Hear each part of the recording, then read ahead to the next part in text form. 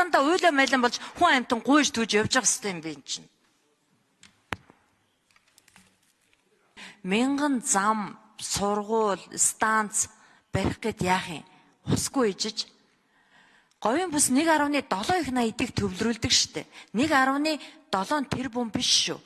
1.7 их 80-ыг төвлөрүүлдэг.